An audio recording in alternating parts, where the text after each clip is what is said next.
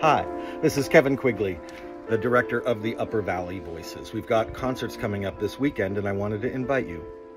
One of the unique things about us is that we do themed programming, and the theme for this program is fear.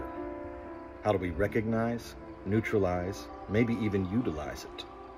We do stuff from all across the board. In this particular concert, we've got Lennon, we've got McCartney, Hindemith, Ravel, Mendelssohn, even a few local living composers, and lots of stuff mixed in between. It's super accessible and you are going to love it.